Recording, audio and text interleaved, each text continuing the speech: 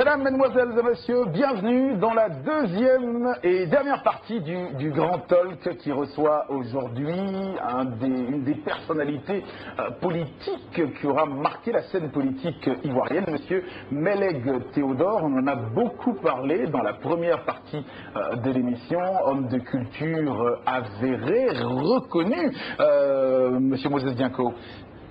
Oui, c'est un grand monsieur, pour ne pas dire le mot, mais je le dis, c'est un grand monsieur parce que son parcours est achalandé de références solides, notamment au niveau de la municipalité de Cocody. À l'avènement des municipalités en Côte d'Ivoire, il a introduit une gestion moderne qui a surpris tout le monde. C'est un grand monsieur qui est passé, qui a porté plusieurs casquettes, notamment celle du politique. Je me pose la question que je vais poser, c'est laquelle des casquettes, sinon laquelle des robes dans laquelle il se sent le mieux. Oui, justement, monsieur Meleg Théodore. Ben, je crois que le rôle est celui qu'on s'est imparti soi-même, hein, servir les autres, être à leur écoute. Bon, ça se retrouve dans toutes les fonctions que j'ai pu exercer, qu'elles soient électives ou qu'elles soient strictement administratives ou politiques. En tout cas, homme politique rompu à la chose politique, autant vous le dire, Meleg Théodore est un homme politique ivoirien, né le 10 juillet 1952. Votre carrière politique commence comme conseiller municipal de la commune de Cocody entre 1980 et 1985, avant d'être nommé directeur du cabinet du maire d'Abidjan de 1986 à 1990, et puis en qualité de maire de Cocody, de 1990 à 2001, vous êtes quand même resté dans cette commune pratiquement plus d'une vingtaine d'années. Vous avez marqué de votre empreinte, de votre visage, cette commune de Cocody. Il faut rappeler aussi que de 1986 à 1999, vous avez été membre du Conseil économique et social de la Côte d'Ivoire. En janvier 2000, vous êtes élu président de l'Union pour la démocratie citoyenne, UDC. Vous êtes élu en décembre 2000 député de Jacquesville, je crois, et puis au titre de l'UDC, vous participez et signez les accords de Linas Marcoussi. Et depuis, les postes de ministre se sont enchaînés à l'appel. On vous envie d'ailleurs à ces nombreux postes.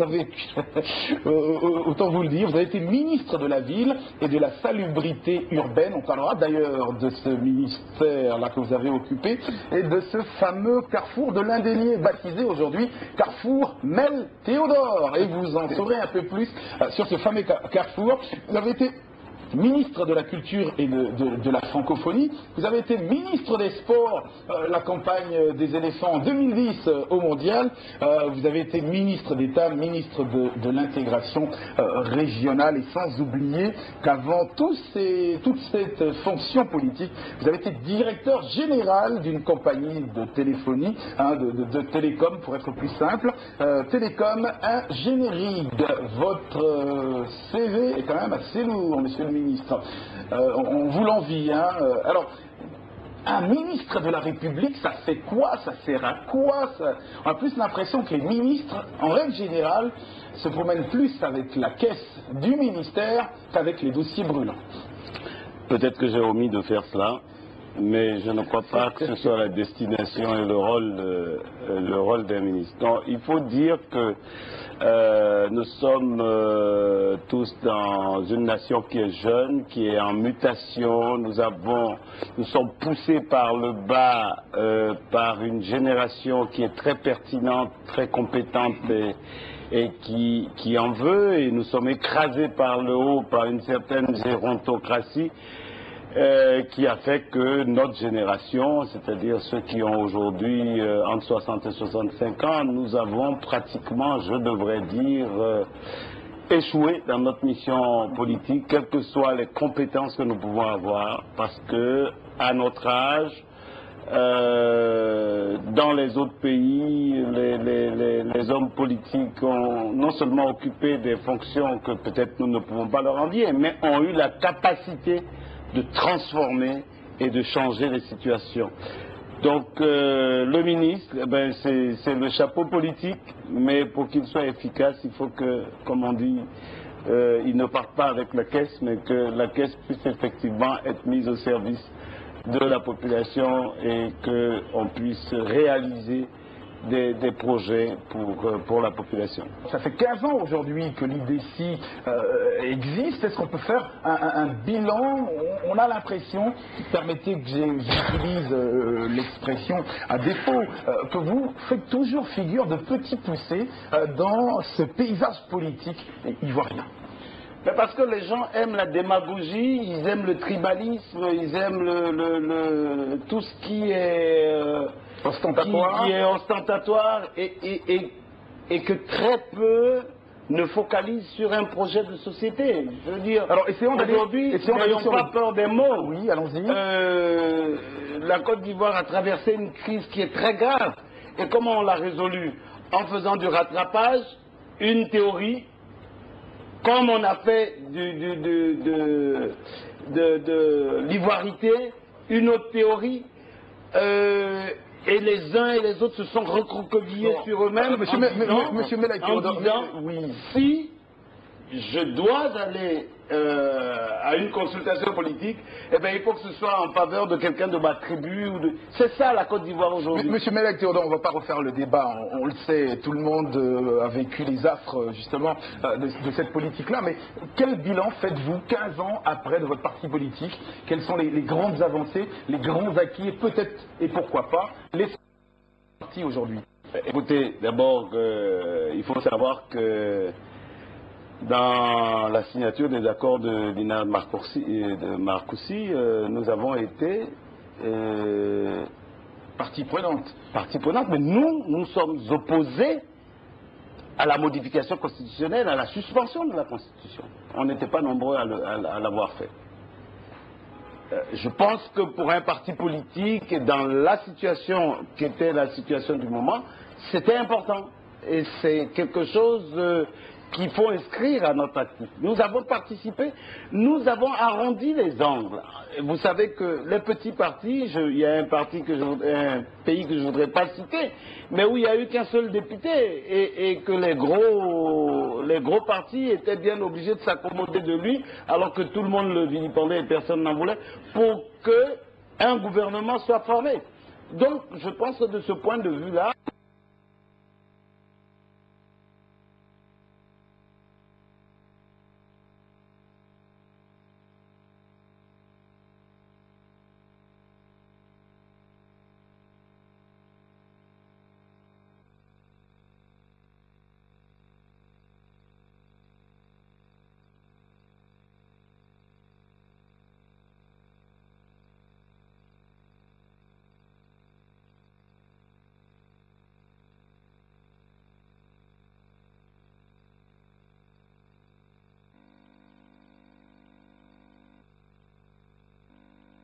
Musique, qui avait été, selon les investigations, un gouffre financier, 13 milliards, qui avait été voté.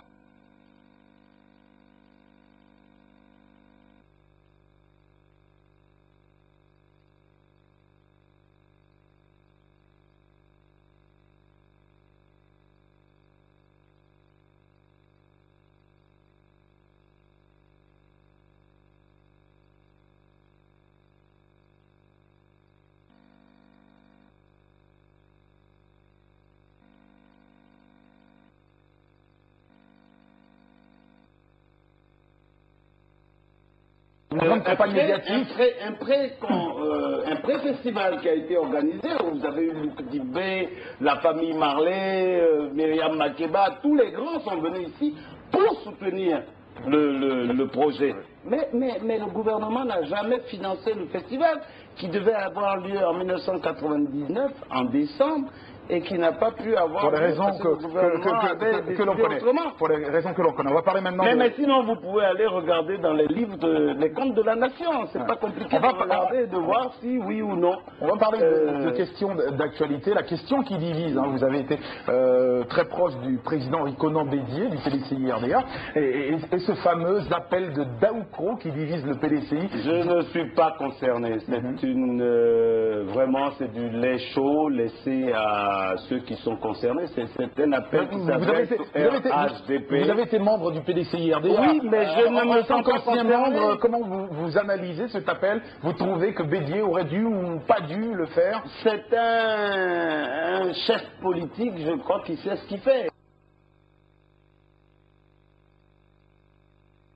Appeler les forces vives ivoiriennes, etc., la société civile, les partis politiques, etc., à se retrouver autour de son programme. À partir de ce moment-là, nous aviserons si nous trouvons que son programme est intéressant. Mais pour l'heure, nous ne sommes pas concernés. Je veux dire, le PDCI, le RHDP... Est-ce que vous pensez que Ouattara a toujours besoin de ce fameux appel de Daoukro, puisqu'on sait que les éléphants de Côte d'Ivoire sont champions d'Afrique, le troisième pont, toutes ces infrastructures ne militent pas en sa faveur plutôt que de braquer de mettre le RDR face à l'appel de Daoukro? Écoutez, moi je pense d'abord qu'au niveau politique, il faut regarder le programme. Qu'est-ce que M. Ouattara a proposé comme programme et qu'est-ce qu'il a réalisé? Il ne faut pas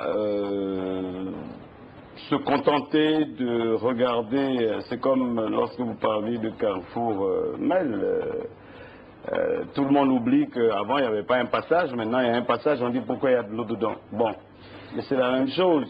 Le président, ce que je respecte dans le programme qui s'est fait, c'est pas, non pas qu'il ait décidé de faire le pont ou de faire ceci ou de faire cela, c'est que malgré les divergences politiques, il est entré dans la continuité de l'État. Parce que c'était des programmes qui étaient engagés. En tant que ministre, j'ai été à des négociations pour des programmes qui sont aujourd'hui réalisés. C'est ça la continuité de l'État.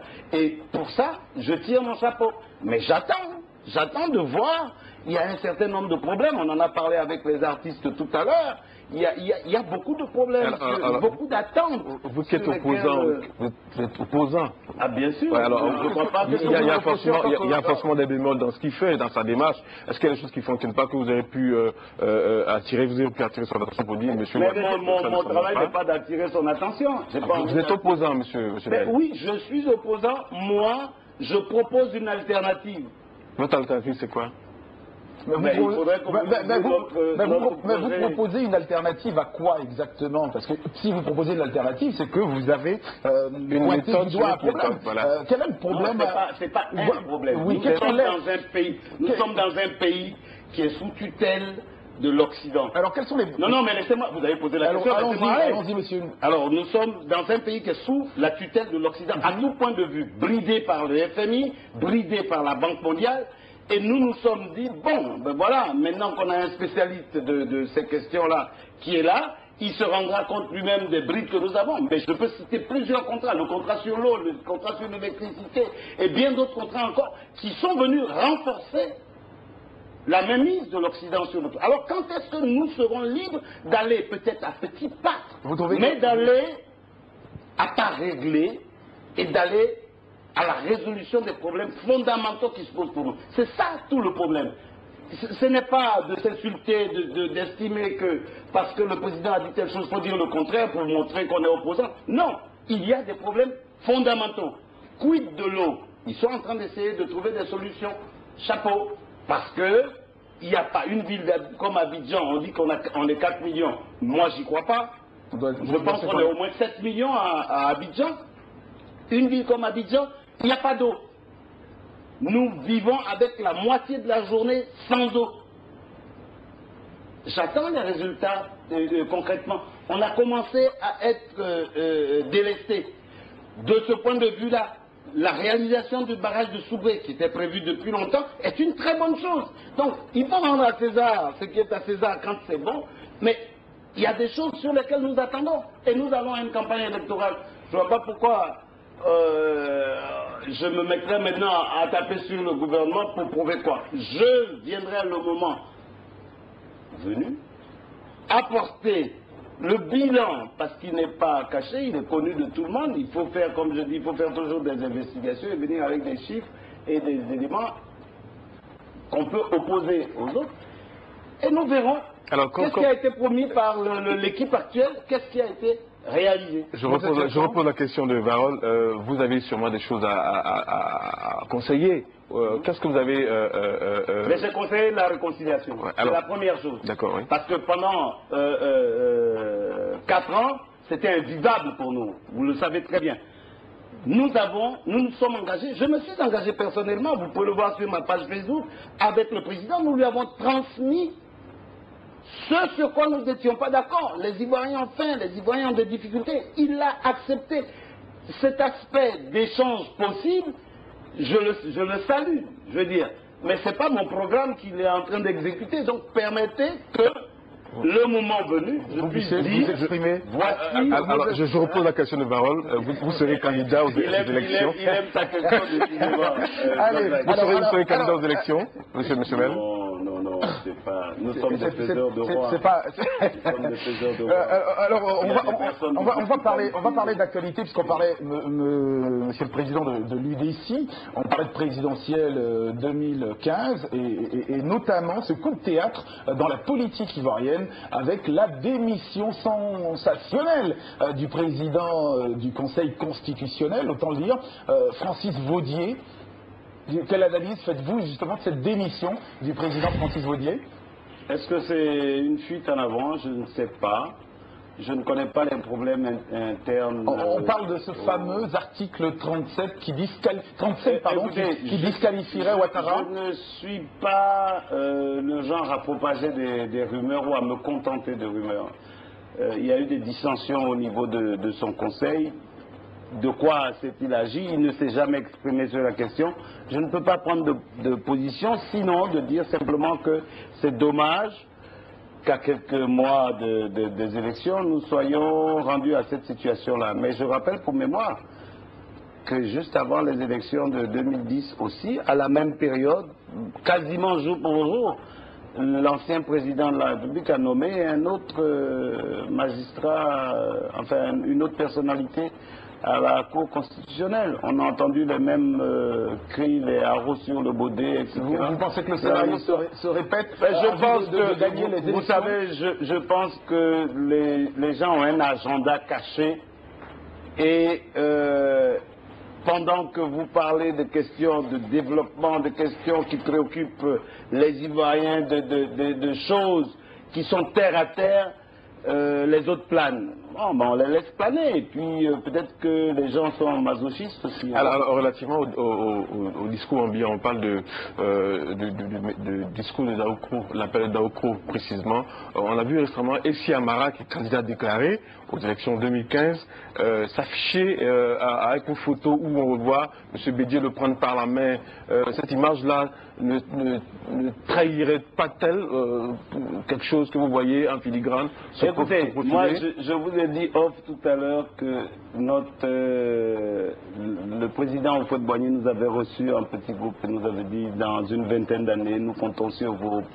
Comment voulez-vous que le président Bédier aujourd'hui, pour moi c'est un gérontocrate, et cette tenue-là je ne la lui reproche pas, c'est une tenue de gérontocrate, de paternaliste. Bon, je veux dire, j'ai 65 ans aujourd'hui ou presque, et je ne vais pas changer le monde, et moi aussi je ne vais pas changer. Vous avez 63 ans exactement. Oui, alors donc vous voyez que ce n'est pas l'attitude qui est déterminante pour un point de vue politique. C'est pas parce qu'il le tient par le bras, etc. et tout, mais je crois qu'au contraire, il doit se rendre compte que peut-être que le vivier est suffisamment important chez lui et que ce serait bien de commencer à émonder, de commencer à choisir et tout, et puis après d'aller... Je vous prends un mot, tout à l'heure vous avez dit, vous êtes faiseur de roi, peut-être quand vous d'accompagner M. Ouattara. Je suis prêt à accompagner ceux qui veulent s'occuper des Ivoiriens sur un programme bien clair, bien précis. L'avantage d'avoir été membre d'un gouvernement, c'est de voir passer l'ensemble des problèmes, de connaître les difficultés qui ne sont pas celles de ceux qui prétendent, parce que les illusions des couloirs sont différentes des réalités du pouvoir. Moi, je te pose la question parce que il y a les bruits du couloir qui disent que M. Ouattara, le parti de Ouattara aurait assujetti Mel Théodore, le parti de Mel Théodore, arrimé plus ou moins de façon discrète, hein, sans le crier sur les toits du monde, que l'UDC serait arrimé désormais à M. Ouattara, au parti de Ouattara. Mais vous savez, vous êtes... Moyennant évidemment Bakchiche. Je vous ai dit tout à l'heure qu'il n'y a pas... de programme sur lequel aujourd'hui mon parti puisse dire nous adhérons à tel ou tel programme. Mais vous savez... Vous attendez les programmes des différents candidats pour demain pouvoir vous prononcer. Mais on va terminer avec... Non, Jean-Jacques, permets que c'est une question qui est importante. Je ne serai jamais à la solde de qui que ce soit. Je vous regarde droit dans les yeux et je vous le dis. Voilà. Maintenant, pour le reste, je veux dire, on peut raconter ce qu'on veut. Moi, j'ai cru en mon pays. Je suis revenu. Est-ce que vous avez un j'ai investi dans mon... Je n'ai pas besoin d'avoir d'argent. Vous avez un arrangement politique avec Je le ne RDR? peux pas avoir d'arrangement politique. Mais enfin, je suis ivoirien, je suis une personnalité de ce pays. J'ai subi les actes de l'après-crise. Justement... Et j'ai cru quand même à mon pays. Je suis revenu. C'est quand même pas une grâce qu'on me fait. Ce n'est pas. Alors à propos, après la crise de votre revenu, ce qu'on a entendu, hein, dans le bout du couloir, dit que vous avez reçu une manne financière pour éponger un peu la... Une manne financière, ma maison qui coûte ce que ça coûte quand vous savez, ce que c'était, où c'est. Si j'avais reçu une manne financière, je ne serais pas dans cet état-là. On va parler d'un dernier scandale qui aura entaché justement votre image. Je refuse le mot scandale quand vous parlez de moi, parce que c'est pas vrai. Il y a jamais on va parler de ce fameux carrefour Cocody à jamais indénié, notamment ce carrefour rebaptisé à votre grand, comment je vais dire, à votre grande dame, carrefour Mel Théodore. Qu'est-ce qui s'est passé réellement dans ce carrefour? Des milliards qui ont été engloutis. On a parlé de cette télé plasma qui n'avait pas lieu d'être dans un carrefour aussi inondé. Mel Théodore, vous êtes aujourd'hui sur notre plateau. Dites-nous, c'est quoi le problème du carrefour indénié qui, jusqu'à présent, n'a pas pu être réglé puisqu'il est encore et toujours inondé? Mais Jean-Jacques, vous venez à la fois de poser la question et d'y répondre. Je crois que, à part la galerie qui s'amuse, parce qu'en Côte d'Ivoire, on aime bien dire qu'il y a eu des milliards par-ci, il y a eu des milliards par-là. La seule chose, c'est que personne ne sait où sont passés ces milliards, par quel chemin c'est passé. Alors vous avez reçu combien exactement pour la 350 millions de francs CFA. Combien? 350 millions. Je n'étais pas le ministre de l'assainissement, hein, rappelez-vous. Je n'étais pas le ministre. J'étais le ministre, entre parenthèses, des ordures ménagères. Il y en avait dans ce carrefour depuis 10 ans. Je les ai enlevés. Ça a laissé la place à l'eau. Et l'eau est passée. Alors, vous n'avez pas pu résoudre le problème parce que... Mais ce n'était pas à moi de le résoudre. Posez les bonnes questions. Il y a un ministre des Infrastructures, il y a un ministre de l'Assainissement. Vous étiez à cette époque, je rappelle, pour nos téléspectateurs, ministre de la Ville et de la Salubrité urbaine. De la salubrité et de la ville. Au titre de la ville, nous faisions des projets pour les développements futurs des communes de l'intérieur, etc. Alors, donc votre rôle a consisté à juste faire une opération cosmétique. Mais ne dites pas ça comme ça, parce qu'on a l'impression que vous voulez qu'on pense que vous manquez d'intelligence. Comment vous voulez dire qu'on fait de la cosmétique? Non, très beau. Laissez-moi. Alors donc ne dites pas ça comme ça, c'est parce que c'est très péjoratif. Je voudrais que vous sachiez une chose. Il y a un ministre de l'assainissement, il y a un ministre des infrastructures économiques. Le gouvernement est solidaire. Normalement, s'il y a un aménagement qui doit être fait, tout le monde, chacun joue sa partition. La mienne, c'était d'enlever les 8000 mètres cubes de limon qui obstruaient ce carrefour. Je l'ai fait. Ensuite, en face, nous avons la lagune qui est pleine de terre. Ce n'est pas moi qui ai ni les capacités, ni la compétence d'aller draguer la lagune pour y donner de la profondeur, pour que l'eau puisse descendre dans que le bassin soit plus d'élever que le réceptacle de débat. Dernière question pour terminer l'émission, Monsieur Melek Théodore. Est-ce qu'aujourd'hui, vous regrettez d'avoir fait ce fameux réaménagement du carrefour Indénié, parce qu'aujourd'hui, écoutez, ne parlez pas trop, parce qu'après vous allez dire encore dernière question.